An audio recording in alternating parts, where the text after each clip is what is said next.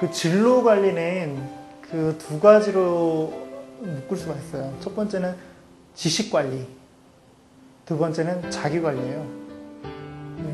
이 두 가지를 더한 게 진로 관리입니다. 그러면 지식 관리는 뭐냐?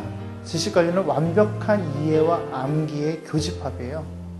완벽한 이해와 완벽한 암기의 교집합을 우리는 완전학습이라는 얘기를 해요.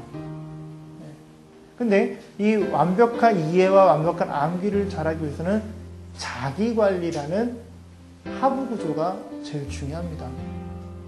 그래서 자기관리를 잘하는 학생들을 우리는 리더십이라고 보통 표현을 하고, 지식관리를 잘하는 아이들은 이제 학습법이 이미 만들어졌다고 보통 얘기를 하죠.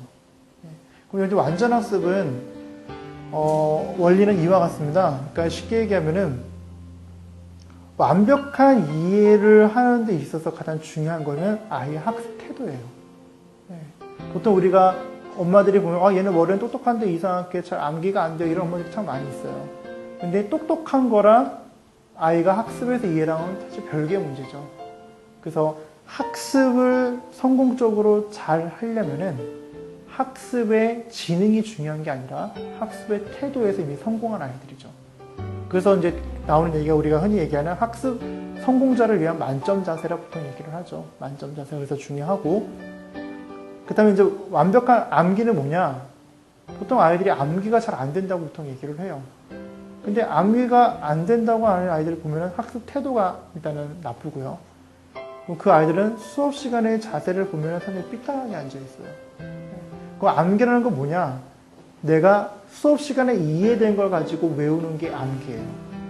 근데 아이들은 수업 시간에 이해를 하지 않은 상태에서 이해되지 않은 것 같고 외우고 있다는 거죠. 이해되지 않은 걸 외우고 있는 것은 독학이죠. 그래서 완전학습은 완벽한 이해와 완벽한 암기로 이루어져 있습니다. 그래서 이걸 이제 이해하시는데 제일 도움이 되는 거는 우리 뇌의 특징을 보시면 돼요. 우리 뇌는 고통받는 걸 싫어합니다. 그리고 우리 뇌는 쾌락을 좋아합니다. 그리고 우리 뇌는 삭제를 잘하고 왜곡을 잘하고 일반화를 잘 시키죠.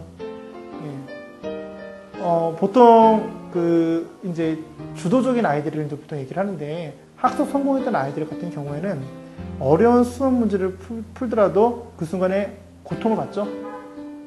그 순간에 자신의 인생의 꿈과 목표를 생각하면서 그 문제를 이겨내죠. 그것 때문에 공부 잘하는 애들 보면은 대체로 성공 좋은 애들이 많이 있어요. 그러면서 우리 어른들이 보실 때 공부 잘하는 애들 보면 와 대단하다고 여기는 이유가 걔네들은 인간의 본성을 뛰어넘었기 때문에 사실 그렇죠. 반면에 학습 실패자인 애들을 보면은 어려운 수학 문제를 풀다가도 문제 안 풀리면 곧바로 닫아버리죠. 그럼 여기서 중요한 건 무엇인가?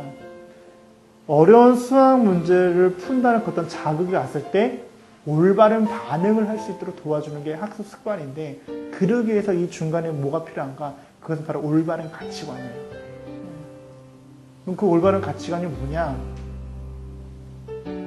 우리가 어떤 꿈과 목표를 달성하기 위해서는 거기에 필요한 정당한 대가를 치러야 된다는 게 삶의 진리인데, 그것을 인정하는 데 아이들이 어렵다는 거죠. 그러면 아이들이 아무리 엄마들이 얘기를 하고 아버지가 얘기한다 할지라도 그것은 하나의 잔소리로밖에 되지 않겠죠.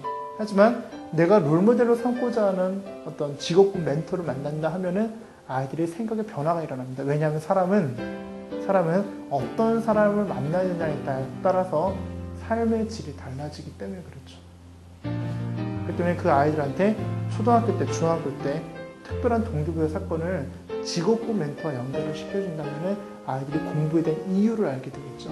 사실 공부에 대한 이유를 모르는 상태에서 공부에 대한 기술만 익힌다면 성적 올라가는 데서 도움이 될지 모르겠지만 인생이라는 전체 큰 도화지를 놓고 봤을 때는 사실은 실패자일 수밖에 없겠죠.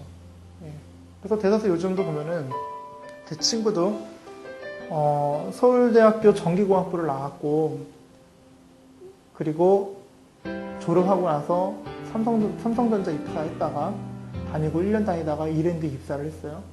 그 이랜드에 또 입사를 하다가 이제 하기 싫다고 하면서 KBS에 입사를 했어요. 그러고 나서 얼마 전에 통화를 했는데 이제 또 그만뒀다고 또 얘기를 하더라고요. 뭐하냐 그랬더니 지금 이제 서울대학교 성악과에 입학을 했어요. 그 친구는 사실 19살 때부터 성악을 되게 하고 싶었던 친구였어요. 근데 결국은 그렇게 돌아서 갔던 것이 삶의 또 다른 기회비용이었죠. 그 때문에 아이들이 자신이 원하는 삶, 사실 원하는 삶을 살 때 인간은 가장 행복한데 그렇게 하기 위해서 어떻게 될까? 그것은 바로 직업군 멘토를 통한 생각의 변화, 올바른 가치관을 통해서 자신이 학습을 해야 되는 이유와 방법과 욕구들을 충분히 불러일으킨다면 어쩌면 공부 습관이라는 것은 더 큰 의미에서 볼 때 우리가 살아가는 또 다른 기술일 수가 있다는 거죠. 예. 그래서 그런 부분에서 이제 생각을 하면